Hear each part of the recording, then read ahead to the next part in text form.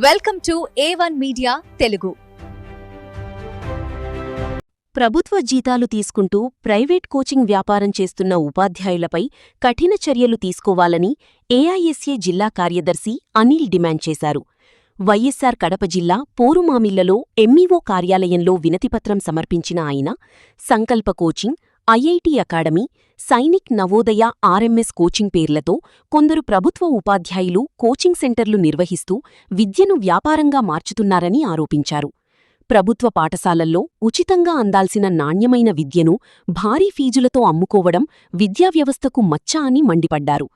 పేద మరియు మధ్యతరగతి విద్యార్థుల భవిష్యత్తుతో వ్యాపారం చేయడం సామాజిక అన్యాయమని పేర్కొన్నారు. సేవా నియమావళిని ఉల్లంఘిస్తున్న ఉపాధ్యాయులపై సమగ్ర విచారణ జరిపి కఠిన చర్యలు తీసుకోవాలని విద్యాశాఖను కోరారు.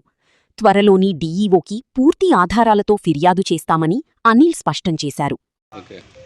ఈరోజు ఆంధ్రప్రదేశ్ రాష్ట్ర ప్రభుత్వం ఒకవైపు ప్రభుత్వ విద్యా సంస్థల్లో ఉన్నటువంటి ఏదైనా ఉన్న సమస్యలన్నీ పరిష్కారం చేస్తూ ప్రభుత్వ స్కూళ్ళలో చదువుతున్నటువంటి విద్యార్థులకు అన్ని వసతులు కల్పిస్తూ ఆ విద్యార్థులకు పాఠాలు చెప్పేటటువంటి బోధనా సిబ్బందికి కూడా మంచి జీతాలు ఇస్తూ ఈరోజు ప్రభుత్వ విద్యను కాపాడుతూ ఉన్నటువంటి ఈ సందర్భంలో కడప జిల్లాలో ఉన్నటువంటి బద్వేలు నియోజకవర్గ పూర్వమిలలో ఈరోజు ప్రభుత్వ ఉద్యోగులే ప్రైవేటు వ్యక్తులుగా మారి ఈరోజు కోచింగ్ సెంటర్లను ఏర్పాటు చేయడం జరుగుతూ ఉంది.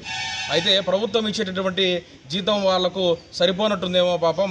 అయితే ఏదైతే ఉన్నటువంటి కోచింగ్ సెంటర్లను అదే ప్రధానంగా లక్ష్యంగా అదే ఒక ఉద్యోగంగా భావిస్తూ ఈరోజు సంకల్ప, సైనిక్, నవోదయ, ఐఐటి కోచింగ్ సెంటర్లు అని చెప్పేసి ఆ కోచింగ్ ముసుగులో స్కూలు నడుపుతూ హాస్టల్ వసతులు కూడా మేము ఏర్పాటు చేస్తున్నాము, మీ పిల్లలను మా దగ్గరికి పంపించండి, మేము ఇప్పుడు ఐఐటి, నీట్ అంటే కోచింగ్లు ఇప్పిస్తూ మీ పిల్లలకు మంచి భవిష్యత్తును ఇస్తామంటూ ఈరోజు కళ్ళబొల్లి మాటలు చెబుతూ ఏదైతే ఉన్నటువంటి పేరెంట్స్ దగ్గర రక్త మాంసాలను పీడిస్తున్నట్టుగా ఫీజులను దోపిడీ చేస్తూ ఈరోజు ఈ పూర్వమిల్ల పట్టణంలో ఈరోజు కోచింగ్ సెంటర్ను ఏర్పాటు చేయడం జరుగుతూ ఉంది.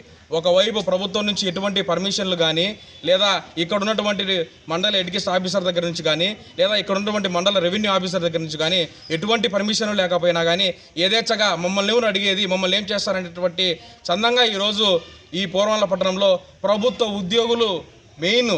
ఉద్యోగులే 4-5 మంది కలిసి ఏదైతే చీటీ పాట ఏదైతే పాడుకుంటూ ఒక డబ్బుని తిప్పుకుంటూ ఉంటారో ఆ విధంగా దీన్ని వ్యాపారంగా మార్చి ఆ నలుగురే కూర్చొని వాటిని ఈరోజు కోచింగ్ సెంటర్లను స్కూళ్ళగా మార్చి దోపిడీ చేస్తూ ఉన్నారు. ఇందులో ప్రధానంగా ఉన్నటువంటి 5-6 మంది ప్రైవేటు ఉద్యోగస్తులు ఉన్నారు, ప్రైవేటు టీచర్స్ ఉన్నారు. రేపు డిఈఓ గారి దగ్గరికి వారి పేర్లతో సహా వారు ఎక్కడ పనిచేస్తున్నారో అవి తీసుకొని పోయి డిఈఓ గారిని కూడా కలుస్తాము. అయితే ప్రభుత్వ ఉద్యోగులు ఏదైతే ఉన్నారో వాళ్ళ పేర్లతో సహా డిఓ గారి దగ్గరికి తీసుకొని పోతాము. ఇక్కడ ఉన్నటువంటి ఎంఈఓ గారికి కూడా ఇప్పుడే రిప్రజెంటేషన్ ఇవ్వడం జరిగింది. అయితే దీనిపైన మండల ఎడ్యుకేట్ ఆఫీసర్ ఏదైతే ఎంఈఓ గారు ఉన్నారో దీనిపైన చట్టపరమైనటువంటి చర్యలు తీసుకోకపోతే రేపు డిఓ గారి దగ్గర మా యొక్క వినతి పత్రాన్ని ఆ యొక్క సమస్య పైన సమర్పిస్తూ దీన్ని జిల్లా వ్యాపితంగా ఉద్యమాన్ని ఉధృతం చేస్తూ అదేవిధంగా ఏదైతే ప్రభుత్వ టీచర్లు ప్రైవేటు కోచింగ్ సెంటర్లను పెడుతూ కోచింగ్ సెంటర్ల ముసుగులో స్కూళ్లను పెడుతూ విద్యార్థుల తల్లిదండ్రుల గురించి వేలాది లక్షలాది రూపాయల ఫీజులు వసూలు చేస్తూ ఈరోజు ప్రజల్ని అటు ప్రభుత్వాన్ని మోసగిస్తూ ఉన్నారో వారిపైన చట్టపరమైనటువంటి చర్యలు తీసుకోకపోతే ఈరోజు ఐసా జిల్లా సమితి తరపున జిల్లా వ్యాప్తంగా ఉద్యమాలు ఉధృతం చేస్తామని చెప్పేస్తూ హెచ్చరిస్తా ఉన్నాను. అనిల్ కుమార్, ఐసా జిల్లా కన్వీనర్.